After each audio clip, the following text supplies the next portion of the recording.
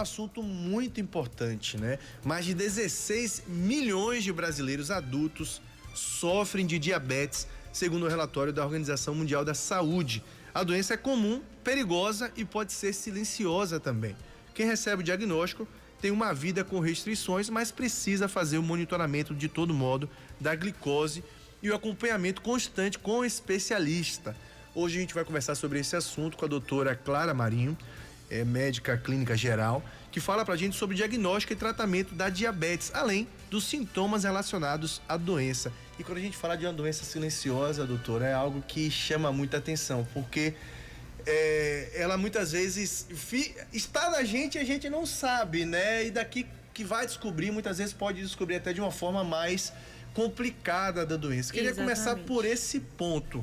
Boa tarde, muito bom tê-la aqui conosco. Agradecer a disponibilidade de vir bater esse papo com a gente. Prazer é meu estar aqui. Mandar um forte abraço pro pessoal da Saúde Center também por estar fazendo essa ponte. O quanto que o fato da doença ser silenciosa é algo que preocupa, sobretudo vocês médicos, no momento que descobrem em um paciente, muitas vezes, como eu disse, até um pouco mais avançado. Sim, geralmente os pacientes eles não têm muito esse acompanhamento, não faz exames periódicos e por isso a gente fica muito preocupado, porque é uma doença, como você falou, silenciosa.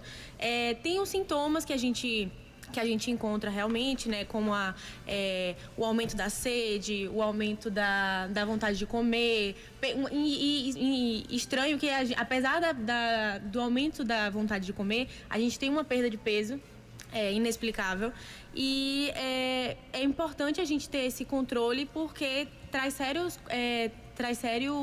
complicações como problemas oculares, problemas renais e por isso é importante a gente ter o controle da glicemia. Deixa eu mandar um grande abraço aqui. Meu amigo Xará, Fernando Esperidião, tá acompanhando a gente lá da Saúde Center. Um forte abraço para você, viu, Nando? Bom, e a gente falava dessa questão de ser silenciosa e no momento que se descobre tem também, até conversava com a senhora em off, né? Tem tipo 1 e tipo 2. Queria que a senhora explicasse um pouco sobre isso. Porque tem um tipo da diabetes que é evitável, tem outra que a pessoa meio que foi sorteada, infelizmente. Exatamente, né? Na verdade, a diabetes ela é uma doença crônica em que o corpo ele não consegue controlar os níveis do açúcar. No caso, tem dois tipos, o tipo 1 e o tipo 2. O tipo 1, ele é uma doença mais genética, em que o corpo ele não vai produzir a insulina suficiente para poder colocar a glicose para dentro das células. Já na tipo 2, já é uma doença evitável, que está mais relacionada com a parte de alimentação, sedentarismo, e vai estar relacionado às células não ter muito, não responder à insulina que a gente produz no corpo.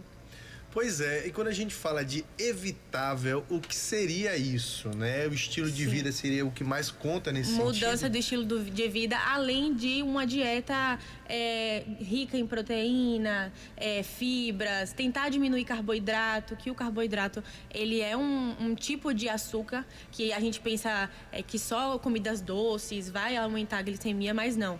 Os carboidratos, tipo arroz, pão, farinha, tudo isso vai aumentar o nível de açúcar do sangue. Ou seja, muito cuidado com o pão nosso de cada dia, né? Exatamente, diminuir. Ele pode ser vilão se a gente não se controlar.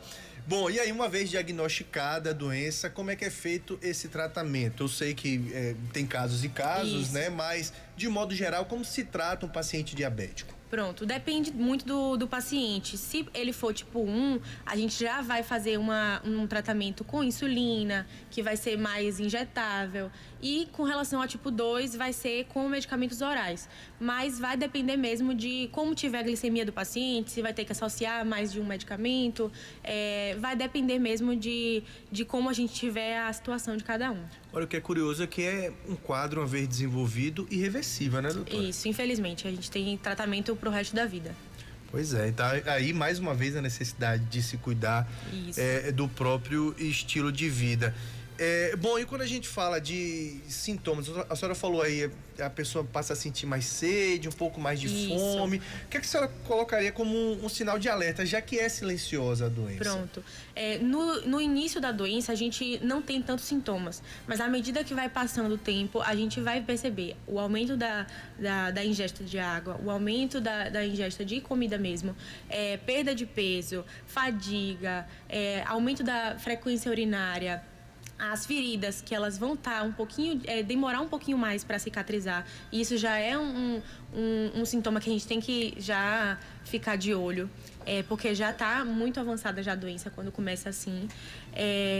E a visão embaçada também pode ter, e por isso que a gente tem que ter um cuidado multidisciplinar, não só com o clínico ou endocrinologista, mas também com otorrino, com oftalmo, com nefro, porque tudo isso pode mudar, pode ocasionar algumas complicações que são um pouquinho mais complicadas. Pois eu queria tocar justamente nesse assunto. A senhora falou aí de feridas. Não é incomum a gente ver pessoas que têm diabetes de uma forma mais avançada, a doença agrava um pouco, tem que amputar membros. Isso. Também a própria questão da visão, né? A gente fala muito da possibilidade de cegueira. Queria que a senhora falasse um pouco sobre isso. Quando a diabetes, a pessoa está com a diabetes descontrolada e a doença vai agravando, claro, pode até matar, né? Quais são as sequelas que ela pode deixar? E por que chega ao ponto de ter que amputar até um membro? Qual a complicação que leva até isso? Então, a diabetes, ela, como eu falei, ela é multidisciplinar. Então, com o passar do tempo, vai tendo alguns problemas de circulação, uma neuropatia periférica que vai perdendo um pouquinho da sensibilidade. E aí por isso que a gente chega a ter casos de amputar membros, amputar dedos, porque a gente não tem mais sensibilidade, não chega mais sangue no local. E pode ser que ocasione algumas infecções que a gente não está querendo. E aí por isso que a gente prefere fazer, como nesses casos, né, fazer amputação para poder não gerar algo mais sério. E a diabetes gestacional, doutora? É uma coisa que a gente ouve falar muito também, muita gente não sabe por que veio e como tratar também. Por que existe casos nesse sentido? E é algo que, após passar da gestação, passa também? Ou a mulher depois vai ter que lidar com a doença? A diabetes gestacional, na verdade, a mulher antes não tinha diabetes e aumentou um pouquinho a glicemia durante a gestação. E aí, por isso, a gente precisa fazer o tratamento, que não necessariamente depois de parir, a mulher vai ter diabetes. Pode ser que ela continue ou pode ser que não, que se resolva. Mas traz algumas complicações, tanto para a mãe quanto para o bebê. Na mãe, a gente pode ver casos de pré-eclâmpsia, de parto prematuro.